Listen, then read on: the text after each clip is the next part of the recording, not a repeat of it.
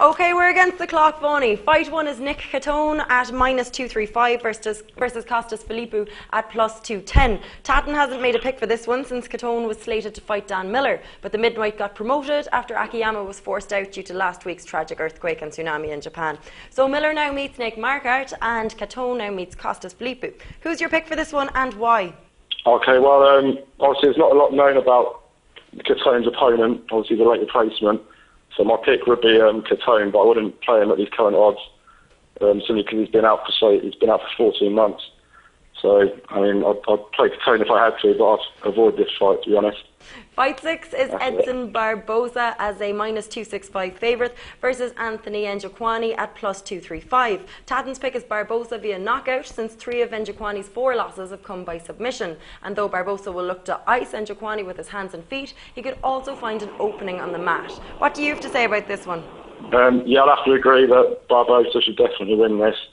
It's quite difficult to tell how he'll win it. If he's smart, he'll just take this to the ground because he has got a good ground game, and he has said in interviews that he might surprise people and not just keep it standing, and might actually end the fight on the mat. So I think a good bet could be Barboza by submission. You'll get very good odds at that.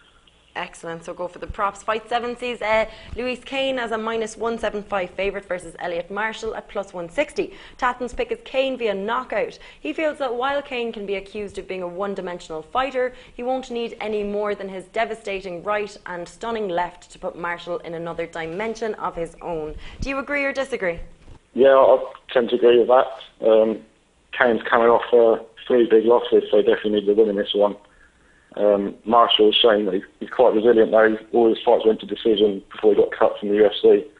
So I wouldn't be surprised if Kane only takes a decision. But I think Kane definitely has a chance of knocking out Marshall. But yeah, I'd pick Kane for that one. Now, Fight 4 seats Kurt Pellegrino as a -138 dog versus Gleison Tebow at +153. Tatten's pick is Tebow in a decision, and as he is too big for Pellegrino to effectively control when the fight hits the mat. What's your pick for this one? Yeah, this is another really tough one. I think it's definitely going to go to the decision, and Tebow should take it. Just like as Craig said, he has got the size advantage. By the time he's in the ring, he'll be about 185 pounds. So yeah, I would say Tebow by a very close decision, as Pellegrino is a very good fighter, but again, he's been out for about 9 months, so you might have a bit of ring loss, which isn't going to help.